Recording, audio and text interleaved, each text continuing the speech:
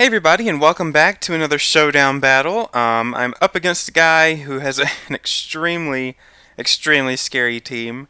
His team consists of Infernape, Gyarados, Metagross, Salamence, Garchomp, and Deoxys Speed. Yeah.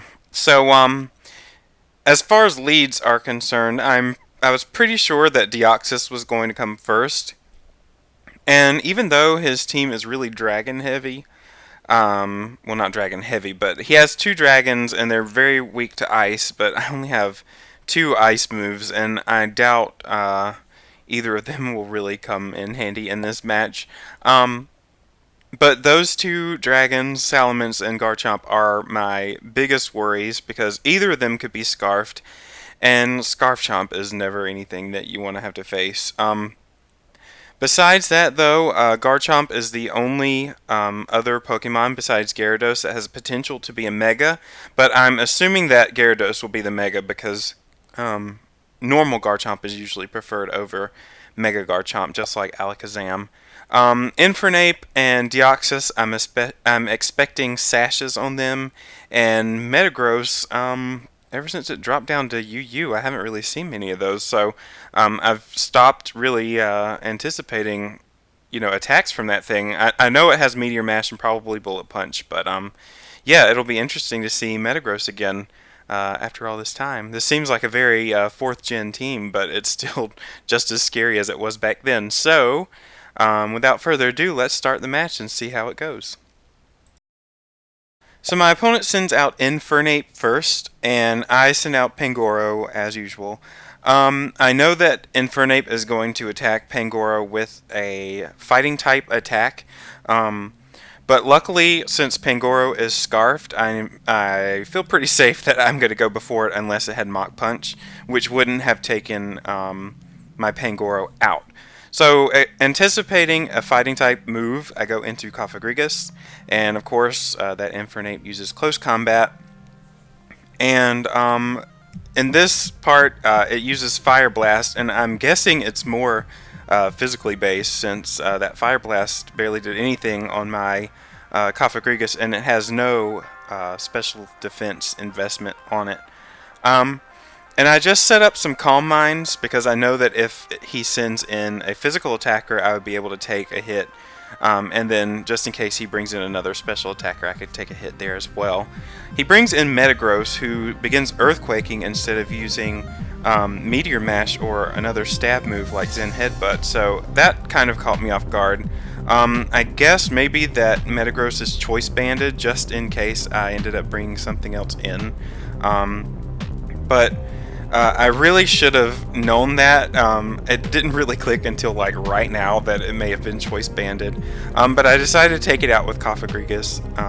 And I was expecting, since a lot of these Pokemon on my opponent's team are physically based, I really thought that Cofagrigus would be able to survive something else. Unfortunately, it goes down to an Outrage. And I feel like I should have kept it for later, but I don't know how good it would have been later. And this is the moment that I realized that I was up against a Scarf Chomp because it outsped my Pangoro, who is scarfed. So this Garchomp has got to go as soon as possible. I went into my Gliscor to take a physical hit because I don't think that Manectric would even be able to take an Outrage even after an attack drop. So I'm just kind of hoping that this Outrage ends up attacking, the maximum amount of times, so that I could get some moves off and hopefully knock that Garchomp out. But it ends now, and Garchomp is confused, and I'm anticipating a switch, which actually does happen. And he goes into his Gyarados, as Gyarados ends up taking an Ice Fang. It doesn't really do that much after Intimidate, but it wouldn't have done all that much anyway because this Gliscor isn't all that invested in attack. I went into my Espeon because I figured I was going to sack it just because none of my other Pokemon, I didn't want to let any of them go just yet.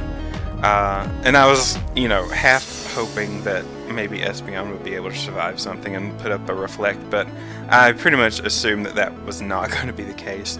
Mega Manectric usually outspeeds Gyarados after Dragon Dance, but since I hadn't Mega Evolved yet, I wasn't able to take advantage of that huge boost in speed in its Mega form. But I did end up taking that Gyarados out, who didn't ever Mega Evolve, which I thought was kind of interesting. Infernape comes out again, and expecting a Fake Out, I switch out once more, because it would be nice to keep that Manectric in for Salamence especially. Infernape does do Fake Out, and I don't flinch or anything because I just switched in, but this was a really dumb play on my part, because I should have switched Gliscor out into something else, because what else would Infernape have done to that Gliscor besides Fire Blast? I should have just, I don't know what I should have done, because a fighting move would have taken out Heatran, and it just wouldn't have been a good time for me. So maybe I should have just gone into Pangoro and sacked it, but with that sash, I mean, Infernape was going to be trouble anyway. So I bring in Manectric here, hoping that Infernape does not have Mach Punch, and it didn't. And I was sort of hoping that it would switch maybe into a fighting type, or not a fighting type, a dragon type, so that hidden power would hit it really hard, but it didn't. He didn't do it. So Deoxys speed is absolutely faster than Mega Manectric, and so I decided to switch it out for my Heatran. With the Shadow Ball, I kind of figured that it was going to be a specially based Deoxys speed, and I really didn't even think about Superpower because I haven't had to face Deoxys before this, and so I just ended up Lava Pluming, and I luckily got a burn, because I don't think that even with that attack drop, I don't know, I really don't know how much more that would have done had that burn not gone off. So I took this opportunity to set up Stealth Rocks just in case, just to do just a little bit of damage to whatever decides to come in once Deoxys goes down to its burn. And of course Garchomp comes back in, and it's Scarfed, and I'm thinking, well, my only real chance now is if Manectric outspeeds it. And I did some calculations on Cerebi after this, and because I'm not familiar with Garchomp, because I don't use it that much, so I'm not familiar with its stats, but its speed is stupid high when it's Scarfed, so I really had no chance there. But Jack Daniels 3000, really good match. I really made some dumb plays. I mean, I let Cofagrigus go down way too fast, and I don't even know what I should have done as far as that Fire Blast taking Gliscor out. But those two Pokemon were the only hopes that I even had of taking down Garchomp and Salamence, and they were taken out second and third, I think. No, first and third, so yeah, I really had no hope. But it was still a good match anyway, and I brought him down to his last two Pokemon, even though I never got to see Salamence. But yeah, this team that I have isn't perfect, but it sure is fun to use. And yeah, I hope you guys enjoyed this. If you did, leave a like and a comment, and I would really appreciate it if you would check out gamersbench.com, where a group of us post playthroughs and reviews of games that we've played, just to see if you would like to play those games yourself. And also check out my Twitter channel. It is linked in the description, and I will catch y'all at the next battle. Thanks for watching.